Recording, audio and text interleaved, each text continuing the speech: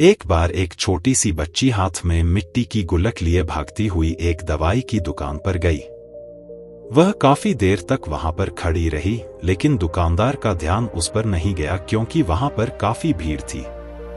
उसने दुकानदार को कई बार बुलाया, लेकिन दुकानदार का ध्यान उस पर नहीं गया क्योंकि वहां पर भीड़ बहुत थी। फिर इस बच्ची को गुस्सा आया और अपने मिट्टी की गुल्लक को वहीं काउंटर पर जोर से रख दिया। इसके बाद दुकानदार और वहां पर खड़े सभी लोग उसे बच्ची की तरफ देखने लगे। दुकानदार ने उसे बच्ची से पूछा कि बेटे आपको क्या चाहिए? तो वह बड़े ही भोलेपन से बोली, मुझे एक चमत्कार चाहिए। यह सुनकर दुकानदार को कुछ समझ में नहीं आया और ना ही वहां पर खड़े लोगों को कुछ समझ में आया। सभी उसकी तरफ देखने लगे। फिर दुकानदार ने उससे कहा कि बेटे चमत्कार तो यहां पर नहीं मिलता है। तो बच्ची को लगा कि वह उसे झूठ बोल रहा है। उसने कहा कि मेरे गुल्लक में बहुत पैसे हैं। बताओ आपको कितने पैसे चाहिए? मैं आज यहां से चमत्कार लेकर ही जाऊंगी। तभी काउंटर पर खड़े एक आदमी ने उससे पूछा कि बेटी क्यों चाहिए तुमको चमत्कार? तब उसे बच्ची ने अपनी कहानी बताई। अभी कुछ दिन पहले मेरे भाई के सर में बहुत तेज दर्द हुआ। मेरे पापा मम्मी उसको हॉस्पिटल ले गए। उसके बाद कई दिन तक मेरा भाई घर नहीं आया।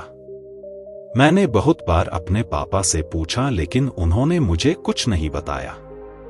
वो बार बार यही बोलते रहे कि वह कल आ जाएगा, लेकिन वह अभी तक घर नहीं आया है। तभी मैंने देखा कि मम्मी रो रही थी और पापा उनसे कह रहे थे कि हमारे बेटे के इलाज और दवाइयों के लिए जितने पैसे चाहिए उतने पैसे मेरे पास नहीं है। अब उसको कोई चमत्कार ही बचा सकता है। तब मुझे लगा कि मेरे पापा के पास अगर पैसे नहीं भी हैं तो क्या हुआ, मेरे पास तो है। इसलिए मैंने जितने भी पैसे जोड़ रखे थे वह सारे पैसे लेकर मैं इस दवाई की दुकान पर आई हूं ताकि चमत्कार खरीद सकूं। फिर उस आदमी ने बच्ची से पूछा कि कितने पैसे हैं तुम्हारे पास? यह सुनते ही बच्ची ने गुल्लक उठाई और जमीन पर पटक कर उसे फोड़ दिया और पैसे गिनने लग गई। वहां पर खड़े सभी लोग उसे देख रहे थे।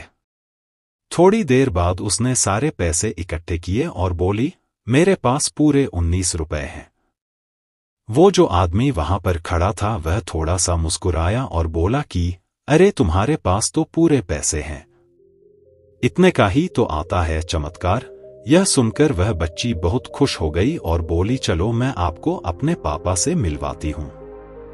बाद में पता लगा कि वह आदमी कोई आम आदमी नहीं था, बल्कि एक बहुत बड़ा न्यूरोसर्जन था और उसने सिर्फ 19 रुपए में उसके भाई की सर्जरी कर दी।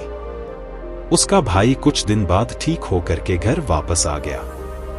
फिर कुछ दिन बाद वह बच्ची, उसका भाई, उसके पापा और मम्मी चारों एक साथ बैठे हुए थे और बात कर रहे थे। तभी उसकी मम्मी ने उसके पापा से पूछा कि अब तो बता दो यह चमत्कार आपने किया कैसे? तब उन्होंने अपनी बेटी की तरफ देखकर कहा, चमत्कार मैं नहीं, इसने किया है। तो यहां पर एक बहुत बड़ी सबक है जो हम उस छोटी सी बच्ची से सीख सकते हैं। जिंदगी में कभी कभी ऐसा होता है कि हमको कोई रास्ता नजर नहीं आ रहा होता है और हम लोग हिम्मत हार जाते हैं। तब हमारे अंदर एक बच्चा होता है जो कोशिश करने से कभी पीछे नहीं हटता है। वह हार मानने को तैयार ही नहीं होता है क्योंकि उसको ना शब्द समझ नहीं आता है। वह बच्चा जिसके लिए कुछ भी नामुमकिन नहीं है कि क्योंकि वह हर हाल में कोशिश करता ही रहता है।